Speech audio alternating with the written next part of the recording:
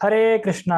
सभी भक्तों का स्वागत है आज की कृष्ण कथा में। तो हम शुरू करते हैं मंगलाचरण से।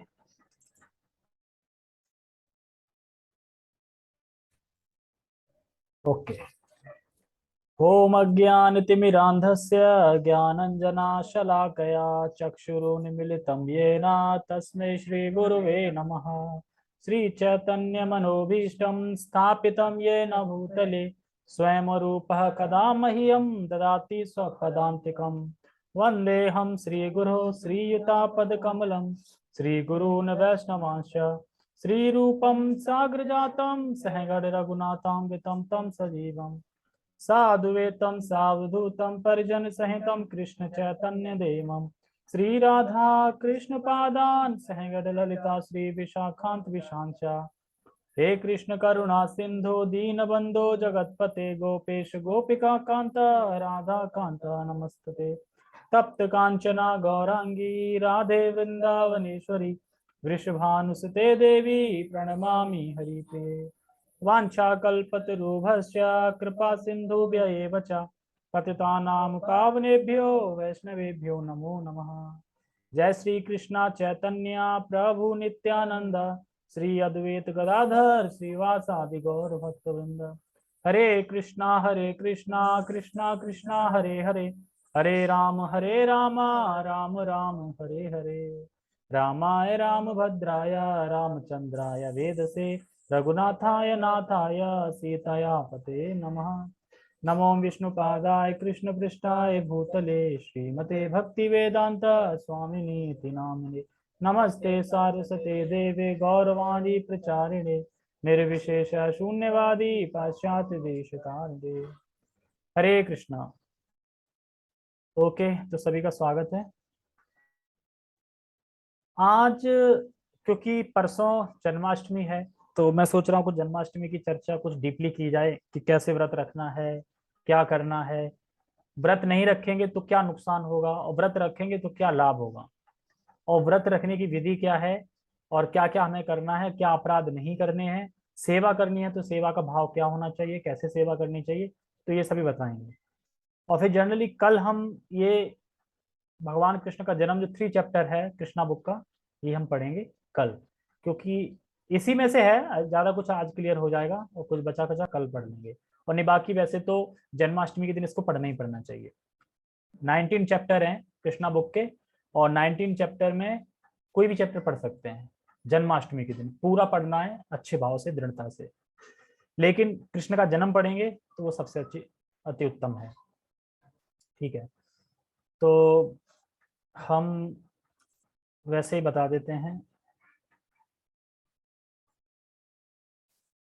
तो ग्रेट फेस्टिवल मना रहा है दिल्ली इस्कॉन।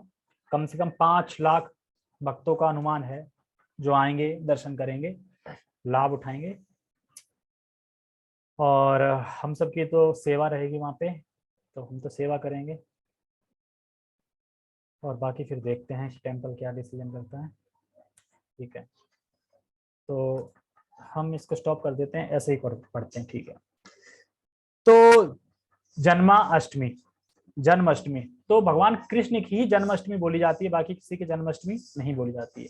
जैसे कि बलराम पूर्णिमा, नरसिंह चतुर्दशी, गणेश चतुर्दशी, ऐसे आते हैं ना। लेकिन कृष्ण में ही जन्म लग जाता है, जबकि कृष्ण तो प्रकट होते हैं, अवतरण लेते हैं, प्राकट्य होता है उनका, प्रकट होते हैं। तो जन्म क्यों बोल रहे हैं? क्योंकि भगवान का जन्म, जन्म कैसा है, भगवान ने गीता में क्या बताया, जन्म कर्म च मे दिव्यम। तो भगवान का जन्म और कर्म ये सब दिव्य है। जो इसको जान लेता है वो इस पुनः इस धरती पे, इस मृत्यु लोक पे, इस संसार में वापस नहीं आता है। ऐसा कृष्ण भगवत गीता में बताते हैं। तो यहाँ पे इसको हम कृष्ण जयंती भी बोल सकते हैं, क्योंकि मतलब वास्तव में देखा जाए तो यहाँ पे जो नेता होते हैं संसार के, उनमें भी जयंती लगा देते हैं, अम्बेडकर जयंती, फलाना फलाना जयंती। लेकिन वो गलत है, जयंती नहीं लगानी चाहिए, क्योंकि जयंती का मतलब होता है दिव्य जन्म। जयंती मतलब दिव्य जन्म। तो दिव्य जन्म किसका होता है? सिर्फ कृष्ण का होता है, और किसी का दिव्य जन्म नहीं होता।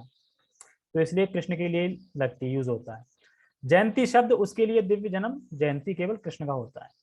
तो सनातन गोस्वामी जो अपने आचार्य हैं, सनातन गोस्वामी एक हरिभक्ति विलास शास्त्र है, उसमें लिखते हैं, उसमें बताते हैं, उसमें मतलब जो सनातन गोस्वामी उन्होंने उस हरिभक्ति विलास में 5 वॉल्यूम में है, तो उसमें वो बताते हैं कि हमें कार्तिक का व्रत क्यों करना चाहिए, कैसे करना चाहिए, क्या फल है उसका, हमें जन्माष्टमी कैसे करनी चाहिए, हमें रामनवमी कैसे करनी चाहिए, मतलब जितने भी व्रत हैं अपने वैष्णव परंपरा के, उसके बारे में लिखा है उन्होंने कि हमें कैसे करना चाहिए, क्या करना चाहिए, क्या नियम है क्या नियम नहीं है, ये सब सनातन गोस्वामी ने बताया है। लेकिन कहाँ से बताया है? खुद से लिख दिया है? खुद से लिखा है, ये सारे शास्त्रों से, सारे पुराणों से बताया है। तो 18 पुराण है, तो 18 पुराण से छांट छांट के निकाल के उन्होंने हरिभक्ति विलास जो बुक लिखी उसमें डाला है। क्यों? क्योंकि जो पुराण है अपने, उन पुराणों में तो कर्मकांड भी बता दिया गया है कि फलाना फलाना व्रत करो स्वर्ग मिल जाएगा, फलाना फलाना करो दिन मिल जाएगा। तो सनातन गोस्वामी ने ढूंढ के वही निकालने हैं जो अपने काम के हैं, मतलब वैष्णव, जिससे भक्ति बढ़े और जिससे भगवान का धाम मिले, उस चीज के व्रत के लिए ही सनातन गोस्वामी ने बताया है। और सनातन गोस्वामी अपने उस बुक में लिखते हैं कि जिस व्यक्ति ने मनुष्य शरीर धारण किया है, जिस व्यक्ति ने मनुष्य शरीर धारण किया है, उसका कर्तव्य है कि वह जन्माष्टमी का व्रत करे, ये उसका कर्तव्य है। जैसे कि अभी 15 अगस्त निकला है पीछे, तो 15 अगस्त में शुरू में तो बड़ा शौक होती है, झंडा ऑटो वाले भी लगा के घूम रहे हैं, बाइक वाले लगा घूम रहे हैं, और यही 2-3 दिन बाद रोड पे पड़े होंगे, कबाड़े में कहीं पड़े होंगे रोड पे, ऑटो वाला यार चला फेंक दिया उसको। तो ये नहीं करना चाहिए। तो हमारा कर्तव्य क्या है कि जब भी हम अपने तिरंगे को देखें, झंडे को देखें, तो तुरंत उसको उठा के सही जगह पे लगाना चाहिए। तो ये हमारा कर्तव्य है। ऐसे ही मनुष्य अगर शरीर धारण किया है तो हमारा कर्तव्य है कि हम जन्माष्टमी का व्रत पालन करें, रखें। और ये जो व्रत है, ऐसी कोई इच्छा नहीं जिसको ये व्रत पूरा ना कर पाए, मतलब ऐसी हमारी कोई इच्छा नहीं है जिस इच्छा को ये व्रत पूरा ना कर पाए। अब ये इच्छा तो नहीं करेगा भक्त कि हम मर्डर कर लूं किसी का, या इतना फलाना फलाना पैसा मिल जाएगा पैसा, लेकिन ऐसा भक्त इच्छा नहीं करता। लेकिन जो इच्छा करोगे ये व्रत पूरी करेगा। तो बात है, ये भविष्य पुराण से आता है, भविष्य पुराण में उल्लेख है इसका कि महाराज युधिष्ठिर ने कृष्ण से पूछा। किससे पूछ रहे हैं? कृष्ण से। जब कृष्ण ने कंस को मार दिया, उसके बाद कृष्ण से पूछ रहे हैं कि जन्माष्टमी व्रत कैसे शुरू हुआ, कैसे शुरू हुआ, मतलब जन्माष्टमी व्रत ही कैसे शुरू हुआ, और क्या क्या करना चाहिए, क्या है क्या नहीं है, और किससे पूछ रहे हैं? श्री कृष्ण से ही पूछ रहे हैं। तो अब श्री कृष्ण जो बताएंगे वो तो प्रमाणिक होगा ना, सीधा वो अपने जन्म के बारे में खुद ही बताएंगे, तो इसमें तो कोई डाउट होगा नहीं। तो क्या लीला है, कैसे है, क्या है? तो श्री कृष्ण बताते कि तुमने अच्छा प्रश्न किया है, बड़ा प्रसन्न हो गया, अरे मेरे को जन्म के बारे में पूछ रहा है ना, अपने जन्म के बारे में। और वैसे किसी को जन्म के बारे में याद होता है कि मेरा जन्म कैसे हुआ? लेकिन भगवान को याद है, तो इसी कहते हैं दिव्य जन्म, उनका दिव्य जन्म है। ठीक है। तो कृष्ण भगवान ने कहा कि भद्रपद में, भद्रपद का महीना जो अपना ये खत्म होता है ना, सावन, जैसे रक्षाबंधन फिनिश होता है, तो भद्रपद का महीना में अष्टमी में, तो भद्रपद का महीना चल रहा है और अष्टमी में, और राशि क्या है? सिंह राशि, सिंह राशि चल रही है, और भद्रपद महीना चल रहा है, और अष्टमी चल रही है, और बारिश हो रही है, मतलब बारिश का महीना रहता है, बारिश हो रही है, मतलब हो ही रही है उस टाइम पे, हो रही है। और मास भद्रपद, और पक्ष कौन सा है? कृष्ण पक्ष। 2 पक्ष होते हैं, शुक्ल पक्ष, एक कृष्ण पक्ष।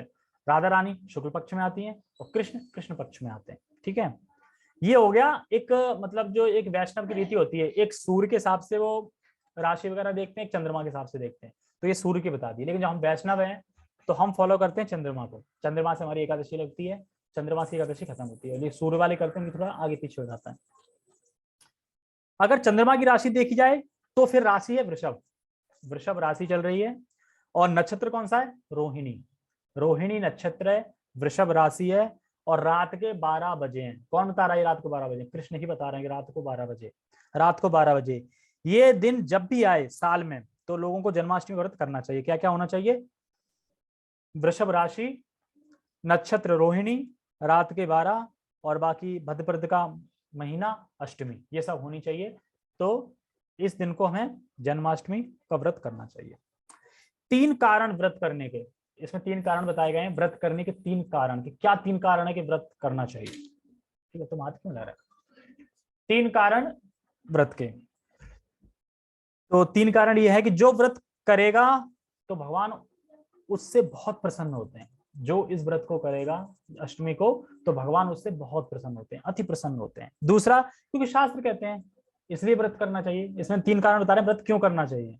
एक तो भगवान प्रसन्न होते हैं इसलिए करना चाहिए, दूसरा क्योंकि शास्त्रों में लिखा है इसलिए करना चाहिए, और तीसरा है कि जो नहीं करेगा उसे भयंकर पाप सहन करना होगा, भयंकर पाप उसे झेलना पड़ेगा, भयंकर पाप के उसे कष्ट झेलने पड़ेंगे जो नहीं करेगा, इसलिए करना चाहिए।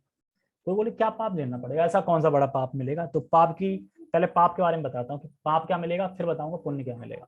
पुण्य मतलब भक्ति में लाभ आगे करने के लिए क्या मिलेगा। तो पाप देखो क्या है। पाप, प्रहलाद महाराज ने भी जन्माष्टमी का पालन किया था, और ये स्कंद पुराण में विवरण आता है इसका। तो बोले अच्छा, प्रहलाद महाराज ने किया तो उस टाइम पे प्रहलाद महाराज तो सतयुग में थे, फिर त्रेता युग में राम आए, कृष्ण द्वापर युग में आए, तो कृष्ण तो छोटे हो गए ना, उस टाइम पे कृष्ण कहाँ है? तो इससे ये धारणा खत्म होती है कि कृष्ण अभी नहीं है, कृष्ण पहले से ही है, मतलब कृष्ण पहले से, जन्माष्टमी पहले है, क्योंकि जन्माष्टमी तभी तो मनाएंगे जन्माष्टमी जन्म लिया होगा, तभी तो जन्माष्टमी को मनाएगा ना।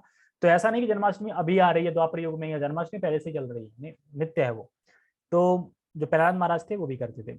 तो सनातन गोस्वामी कहते हैं कि जो जन्माष्टमी को गलती से अन्न ग्रहण कर लेता है, जो जन्माष्टमी के दिन गलती से अन्न ग्रहण कर लेता है, मतलब जानबूझ के नहीं खा रहा है, गलती से जिसने अन्न खा लिया, तो उसे क्या क्या झेलना पड़ेगा, क्या क्या पाप मिलेंगे, बता रहे हैं। देखो क्या करना होगा।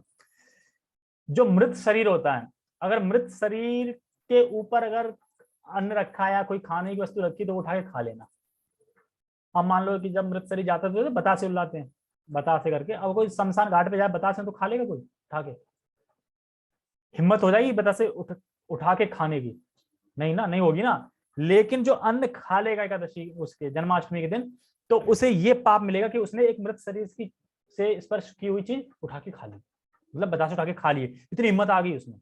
वैसे तो हिम्मत कर नहीं पाएगा, लेकिन अन्न खा ले तो समझो उसने वो उठा के खा लिया, ये पाप। अभी और भी है, ये तो छोटा सा है।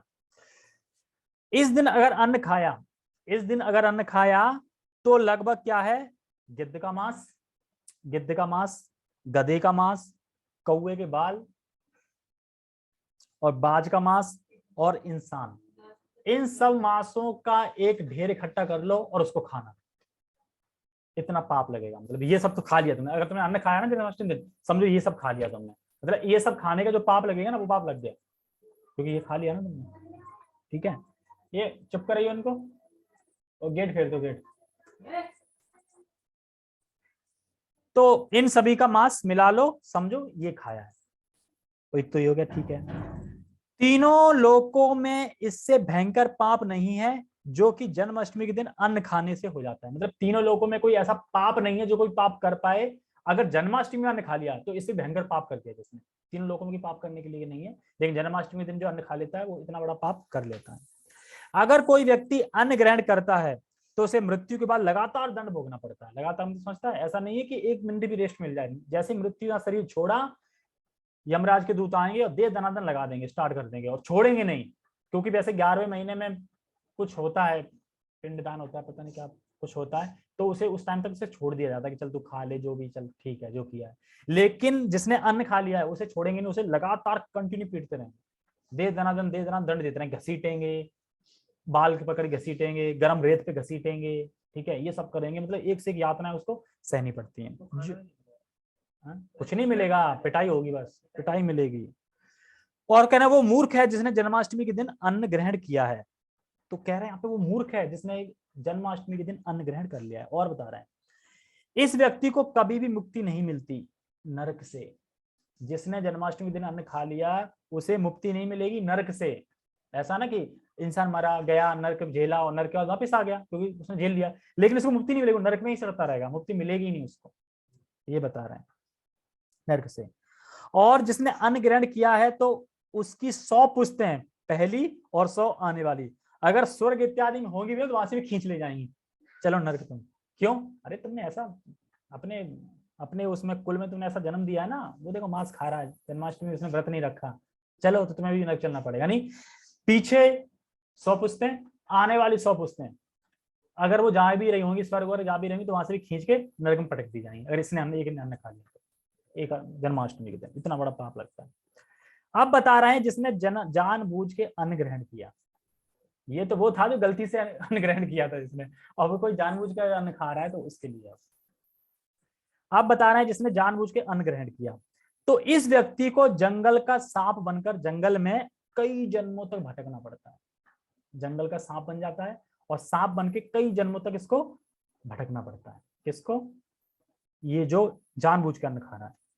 और ये पाप लगते हैं, क्या क्या पाप लगते हैं? ब्राह्मण की हत्या, शराब पीना, गाय की हत्या, स्त्री की हत्या, इंसान की हत्या, और जो यम पाश जब ये साला करते हैं, और फिर ये उसके बाद जब यम पाश जब ये मरेगा तो इसको यम पाश में बांध के और इसको लतेड़ते हुए ले जाएंगे। लतेड़ते हुए समझते हैं? खींचते हुए, मतलब ऐसा नहीं कि सादा सिंपल ले जाएं, लतेड़ते हुए खींचते हुए इसको ले जाएंगे। ये सब बता रहा है। और मारते हैं। और जो इस व्रत का पालन नहीं करता उसके 100 जन्मों के पुण्य खत्म हो जाते हैं। अगर इसमें कोई अन्न खा लेता है, व्रत का पालन नहीं कर रहा, तो 100 जन्मों के जो पुण्य होंगे ना कुछ, वो सब खत्म। वैसे खत्म होते नहीं है, पर इससे खत्म हो जाते हैं। ठीक है, ओके। अब बता रहे हैं कि जिसने इस व्रत का पालन कर लिया तो उसे क्या मिलेगा। ये तो वो हो गया जिसने पालन नहीं किया, अन्न खा लिया। अब जिसने पालन कर लिया इस व्रत का, उसे क्या लाभ है। ठीक है, तो जिसने अगर छोटा सा उत्सव मनाया, मान लो कि ज्यादा बुद्धिमान नहीं था, लड्डू गोपाल थे घर में, पंचामृत लाया, उसे अभिषेक कर दिया, थोड़ा बहुत भगवान की बुक पढ़ ली, ठीक है, और थोड़ा भगवान की लीला लीला स्मरण कर ली, अच्छा गुण गुण, मतलब ठीक ठाक से, मतलब व्रत का पालन कर लिया उसने, अन्न नहीं खाया, मतलब अन्न नहीं खाया, केवल व्रत का पालन कर लिया सही से, तो उसे एक कल्प में उसे कभी नरक का वास नहीं होगा। मतलब एक कल्प, ब्रह्मा का एक कल्प होता ना, उस एक कल्प में कभी उसे नरकवास नहीं मिलेगा, नरक नहीं जा सकता, नरक से फ्री होगा एक कल्प तक। सिर्फ इतना करने से खाली, मतलब सिंपली सिंपली व्रत का पालन कर लिया, खाली नरक नहीं होगा। और अनजाने में कोई गलती अगर उससे हो भी गई है एक कल्प के अंदर, तो भगवान उसको माफ कर देते हैं। कृष्ण कहते जन्माष्टमी कर रहा था ना, हाँ बस ठीक है, फिर कोई जन्माष्टमी तो करा है ना, तो इसलिए जन्माष्टमी बहुत विशेष है। और 7 जन्मों में जितने जितने जितने पाप किए होते हैं उसका फल एक दिन में मिलता है व्रत ना करने में। हाँ, 7 जन्मों में जिसने पाप किए हैं उसका फल मिलेगा। अगर जिसने व्रत नहीं किया तो वो एक दिन में फल मिल जाएगा उन पापों का। मतलब जितने 7 जन्मों पाप कर रहा होगा ना, उतना वो एक दिन में अन्न खा लिया उसने, तो 7 जन्मों का उसने एक दिन में कर लिया पाप पूरा। 7 जन्मों का पाप एक दिन में पाप कर लिया उसने, इतना। किसी की अगर संतान ना हो तो उसे प्राप्त होती है, जिसने जन्माष्टमी का व्रत पालन किया है, कर रहा है, और उसकी मंशा यही है कि संतान नहीं है, व्रत हो जाए तो। जो बीमार है, जिसका स्वास्थ्य सही नहीं है, वो जन्माष्टमी का व्रत का पालन करता है तो वो भी स्वस्थ हो जाता है। ठीक है, अब ये तो हो गई वो, और भी अभी और भी फायदे हैं। अब कहते हैं कि कैसे मनाएं जन्माष्टमी, मतलब मनाएं कैसे, क्या क्या करें, और क्या क्या करने से और क्या क्या मिलता है। देखो, सफाई करें, सबसे ज्यादा इंपॉर्टेंट है सफाई। तो बताते हैं जब हम दिवाली पे सफाई करते हैं ना, खूब पेंटिंग वेंटिंग डेंटिंग सब कुछ करते हैं, बढ़िया झल्लर वल्लर सब लगाते हैं, लेकिन क्यों, कौन आता है उस दिन? लक्ष्मी, यानी क्या चाहिए? पैसा, रोकड़ा, मतलब इसीलिए सब करते हैं ना साफ सफाई, यानी धन। लेकिन जो जन्माष्टमी में सफाई करता है, भगवान के अल्टर की, घर की, झल लगाता है, डेकोरेट करता है, भगवान माइंड लगाता है कैसे कैसे मैं और अच्छे से कर सकूं भगवान के लिए, उसे धाम मिलता है। तो धन चाहिए या धाम चाहिए, ये डिसाइड कर लो। तो इसलिए हमें किस में ज्यादा रुचि दिखानी चाहिए? जन्माष्टमी, इतनी दिवाली पे नहीं दिखानी चाहिए। ठीक है, तो जन्माष्टमी पे ज्यादा वो करना चाहिए, सफाई करें। अगर मंदिर में सेवा है तो कैसे करें? अगर मंदिर में सेवा है, मान लो किसी पूरे फैमिली की, घर में लड्डू गोपाल है, फिर क्या करें? मान लो कि फिर कोई ऐसा है जो अकेला है या फिर नहीं कर पा रहा है, तो फिर बता रहे हैं कि उसके लिए ऐसा कर सकते हैं कि घर में भी लड्डू गोपाल हैं और वहां भी हैं, लेकिन मंदिर में सेवा करनी है, तो अपने लड्डू गोपाल से बोलो कि आप भी चलो ना, वहीं हम सेवा करने जा रहे हैं सब, तो आप भी चलो। तो क्या बताते हैं कि अगर मान लो 100 घर हैं तो 100 में 100 लड्डू गोपाल हो गए, और बीच में मंदिर है, तो सारे लड्डू गोपाल जो बीच में मंदिर है उन विग्रह में प्रवेश कर जाते हैं, उन विग्रह सेवा हो रही ना, तो उन लड्डू गोपाल की भी सेवा हो जाती है वैसे, इस तरीके से। तो इस दिन ज्यादा से ज्यादा हरि कथा की चर्चा होनी चाहिए। तो हरि कथा की चर्चा मतलब कृष्णा बुक पढ़नी चाहिए, हरि कथा की चर्चा करनी चाहिए, माला करनी चाहिए। दिवाली में साफ सफाई में धन मिलता है, पर जन्माष्टमी में डेकोरेट साफ सफाई से वैकुंठ धाम मिलता है। और बाकायदा फिर करने के बाद हमें देव, क्योंकि भगवान प्रकट किससे हो रहे हैं?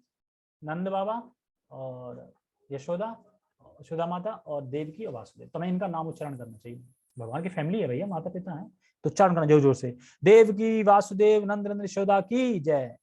तो इनका नाम उच्चारण करना चाहिए ऊंची ऊंची आवाज में। ठीक है, अगर किसी व्यक्ति ने यज्ञ दान किया है इस जन्म में, मान लो इस जन्म में किसी ने यज्ञ दान कुछ किया है, और इस दिन अगर हरि यज्ञ कर ले, जन्माष्टमी मतलब मान लो किसी ने पूरे अपनी लाइफ में यज्ञ दान कुछ किया है, लेकिन उसने जन्माष्टमी के दिन हरि यज्ञ कर लिया, कुछ दान दे दिया, कर दिया, तो नॉर्मल दिन से 100 गुना ज्यादा फल मिलेगा उसे।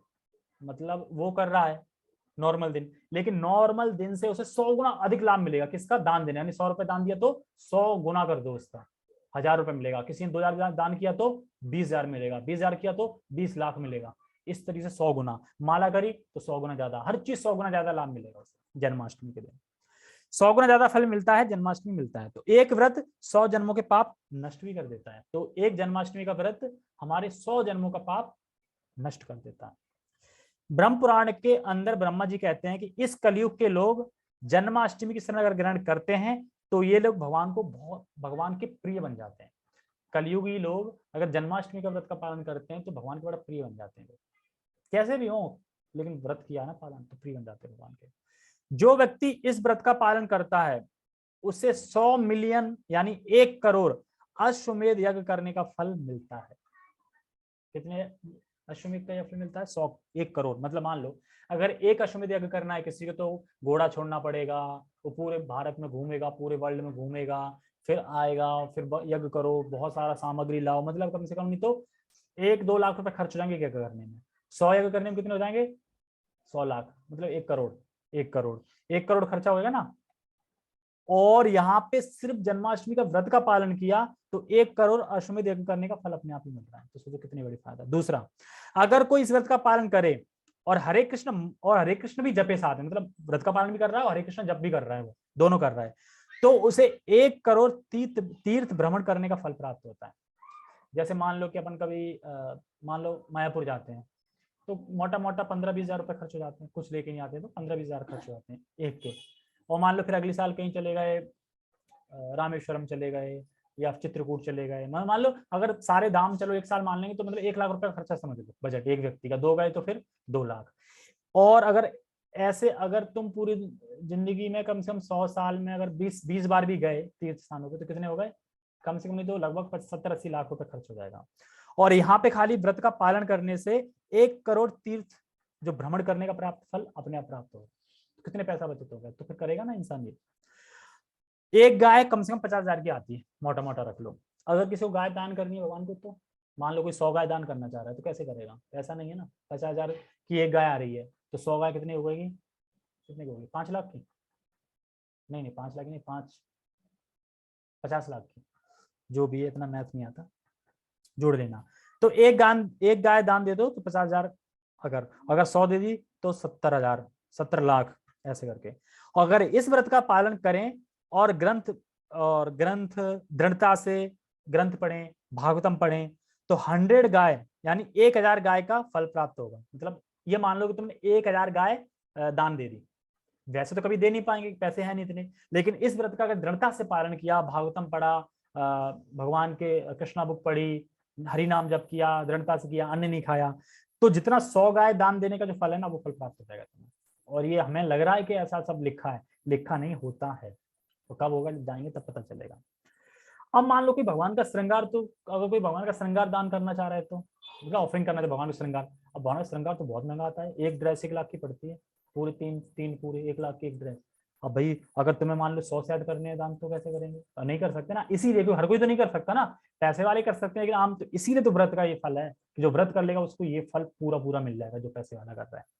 तो भगवान का श्रृंगार ज्वेलरी देना हो तो करोड़ों पैसे हों तो दे पाएंगे। तो बता रहे हैं यहाँ पे व्रत करो, और व्रत में क्या करना है? नियम से व्रत करना है और दृढ़ता से करना है और बिना सोए, मतलब दिन में नहीं सोना है। ऐसा नहीं कि आलू पकौड़े खा लिए सब, कुट्टू आटा खा लिया, अब दिन में सो रहे हैं आराम से, बिना सोए सुबह से सोमवार तक, सुबह से सेवा करो और जब भी करो, मतलब सेवा भी करनी है, जब भी करना है, जब पूरे करके जाओ, सेवा भी करनी है, दृढ़ता से भी करनी है, सब करना है। तो 1 मिलियन सेट ज्वेलरी देने का फल मिलता है। 1 मिलियन यानी 1 करोड़। चलो कितने रुपए के हो रहे हैं? 1 करोड़। ठीक है, तो ये सब हो गए जो जन्माष्टमी के व्रत का पालन करता है। तो जो नहीं करता उसका बता दिया, जो करता है उसका बता दिया। अब थोड़े नियम बता देते कि कैसे करना है। तो अब नियम जन्माष्टमी के दिन विशेषकर करना क्या चाहिए, मतलब क्या करें जन्माष्टमी दिन, तो बता रहे हैं। सबसे पहले साफ सफाई करनी चाहिए घर की। अगर ज्यादा नहीं कर सकते तो अल्टर की तो करो ही करो, जहां भगवान बैठे हैं। बढ़िया पन्नी लाओ, बढ़िया सजाओ, झल्लर लगाओ, क्योंकि दिवाली से अच्छा फेस्टिवल है ना अपने लिए, भगवान जन्म ले रहे हैं ना। वो तो लक्ष्मी जी आ रही है खाली, लक्ष्मी नारायण, ये तो भगवान स्वयं, स्वयं रूप कृष्णस्तु भगवान स्वयं आ रहे हैं, तो समझना चाहिए। साफ सफाई भगवान का मंदिर, और स्मरण करें भगवान को। आप कोई का स्मरण क्या करें, अब लीले नहीं सुनिए तो स्मरण क्या करें, तो कृष्णा बुक है ना, कृष्णा बुक से कोई भी चैप्टर पढ़ो, पढ़ोगे तो स्मरण ही होगा ना साथ में, पढ़ो, नहीं पढ़ रहे हैं तो किसी से पढ़वाओ, सुनो। जब भगवान का जन्म हो तब स्मरण करो, क्या स्मरण और करें, जन्म हो तब ये स्मरण करो कि अब भगवान देवकी के गर्भ में आ गए हैं, अब धीरे धीरे प्रकट हो रहे हैं, ऐसे स्मरण करना है उस टाइम पे, वो लेके मूवमेंट लेके पूरा स्मरण करना, भगवान कैसे प्रकट हो रहे हैं। ये भगवान की दिव्य लीलाओं को स्मरण करो या सुनो। किस प्रकार गीता का ज्ञान भगवान ने दिया अर्जुन को, किस तरह कौरवों का उद्धार किया, ये सब लीलाएं स्मरण करो जब भगवान प्रकट हो गए तो, ठीक है, ये सब करना है।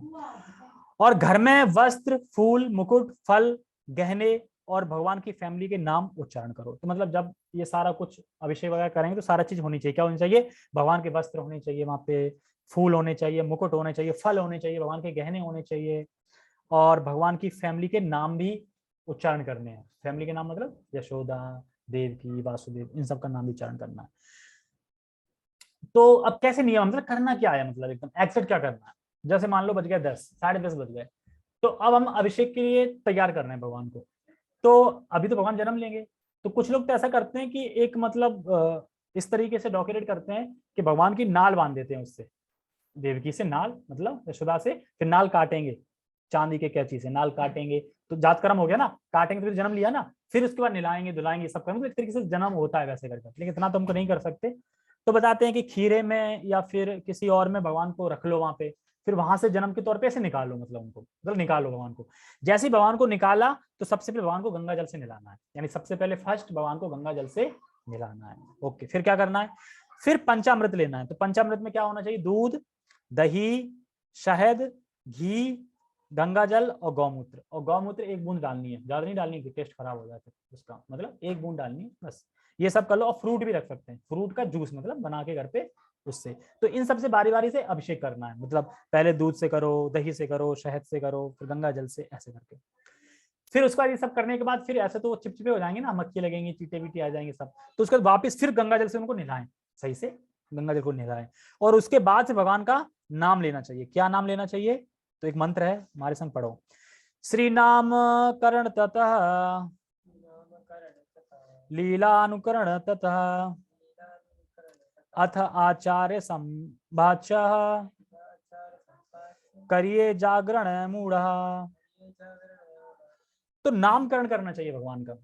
तो अब कोई नाम रख रहा है राधा श्याम सुंदर, राधा जिनके ग्रह राधा विग्रह, और लड्डू के लिए गोपाल है, तो अपना नाम सोच लो क्या नाम रखना है। जिसका नाम है तो उसका नाम उच्चारण करना है, जन्म ले लिया तो नाम से बोलना है ना, और जिनने नाम नहीं रखा उनको नाम रखना है। तो ये मंत्र है, नामकरण करना है। और भगवान की लीला का गायन भी करना है। तो नामकरण कैसे करना है, तो राधा श्याम सुंदर या राधा गोपीनाथ, लड्डू गोपाल, जो भी नाम रखना चाहें वो नाम हमें रखना है, ठीक है। और भगवान की लीलाओं का गायन करें। तो भगवान की लीला गायन कैसे करें, तो बताते हैं कि कृष्णा बुक में 90 चैप्टर हैं, और 90 चैप्टर में से विशेषकर हमें कृष्ण का जन्म जो 3 चैप्टर है वो पढ़ना चाहिए। कब, रात को ही, जन्म होने के बाद, कीर्तन भी साथ में करना है, फिर सब होने के बाद, फिर करने के बाद, पिलाने नहाने के बाद, भोग ऑफरिंग करने के बाद, फिर ये सबको बिठा के ये पूरा चैप्टर पढ़ना उनका जन्म का। और हाँ, जब हम अभिषेक कर लेते हैं कंप्लीट, उसके बाद फिर वस्त्र वस्त्र पहना के, उन्हें झूला है तो झूला पे झुला सकते हैं, झूला नहीं है तो हाथ से खिला सकते हैं, हाथ से झुला सकते हैं, इस तरीके से करना है। बाद में बिठा के फिर भोगा ऑफरिंग, जो भी तुम्हारे फल फ्रूट, जो भी पनीर, जो भी सब्जी, जो भी रोटी सब बनाइए, वो स्वीट्स वगैरह जो भी सब कुछ है, माखन वाखन जो भी है, वो सब उनको भोग ऑफरिंग करना है। भोग ऑफरिंग करने के बाद फिर 10 मिनट बाद मंत्र के साथ भोग ऑफरिंग करना है, उसके बाद फिर ये सब करना है, ठीक है। और फिर रात्रि में लीला गायन करना है। तो लीला गायन मतलब भगवान की जो लीला है उनको गाना है, उनको बोलना है।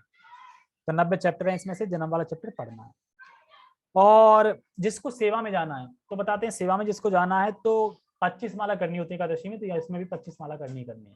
तो 25 माला पहले ही कर लो सुबह सुबह, क्योंकि फिर टाइम भी मिलेगा, सेवा पता चले सेवा भी कर रहे हो, हाथ में माला भी चल रही है, ऐसे नहीं। और सेवा करनी की कृष्ण स्वामी है, हम सेवक हैं, इस तरीके से। ये नहीं अब तुम्हें कार्ड दे दिया है, सेवा में लग गया, भीड़ आ रही तो उल्टी सीधी बोल रहा है सही से आप, पता नहीं कौन है, ऐसे नहीं रखना कि हम मालिक हैं इसके। अरे भाई मालिक तो कृष्ण है ना, हम तो सेवक हैं। तो प्रेम से उन्हें अच्छे से मतलब लाना है। और ऐसा नहीं कि सेवा करनी तो खड़े रहना है, रीचिंग भी करनी है कि अच्छा आप कहाँ से हो, आप क्या हमारे कृष्ण मूवमेंट में जुड़ना चाहोगे, आप नंबर दे दीजिए, आप हमारा नंबर ले लीजिए, जितना हो सके उनको टीच करना है। ऐसा नहीं कि आप खड़े हैं बस उल्लू की तरह, ठीक है। और अगर जितनी सेवा मिली, जितने घंटे की सेवा मिली, उतने सेवा ही करनी है, यानी कि थोड़ा भाग जाए, ये भी कर ले वो भी करनी, सिर्फ सेवा करनी है उतने घंटे भगवान की सभी, क्योंकि भगवान प्रसन्न होते हैं ना भगवान की हम सेवा कर रहे हैं इस तरीके से। तो 25 माला सुबह सुबह करनी है, सब करना है। तो ये सब था, थोड़ा सा टॉपिक था आज का, और बाकी हम देखते हैं, समय है ये आप देख सकते हैं। हाँ, तो इसमें जल्दी पढ़ देता हूँ। श्रीमद् भगवद गीता में भगवान कहते हैं कि उनका प्राकृत जन्म तथा कार्यकलाप सभी दिव्य हैं, और जो उन्हें ठीक से समझ लेता है वह तुरंत ही वैकुंठ जाने का भागी बन जाता है। भगवान का प्राकृत या जन्म किसी सामान्य पुरुष का नहीं होता, जिसे विगत कर्मों के आधार पर भौतिक शरीर धारण करने के लिए बाध्य होना पड़ता है। भगवान के प्राकृत की व्याख्या द्वितीय अध्याय में की गई है कि वे स्वेच्छा से प्रकट होते हैं। जब भगवान ने अवतार लेने का समय निकट आया तो नक्षत्रगण अत्यंत शुभ हो गए। इसको मैं कल ही पढ़ूंगा क्योंकि बहुत अच्छा है, तो जल्दी जल्दी पढ़ना सही नहीं है, ठीक है। बाकी हम कल पढ़ेंगे, किसी को कुछ पूछना है तो पूछ लो, क्योंकि परसों फिर वो है, ठीक है। एक सेकेंड, मैंने म्यूट हटा दिया है, कोई भी खुद से म्यूट करके बोल सकता है। पहले मैं रिकॉर्डिंग ऑफ कर दूं। जगत गुरु श्रील प्रभुपाद की जय, श्रीमद् भागवतम की जय, कृष्ण कथा की जय, हरे कृष्णा।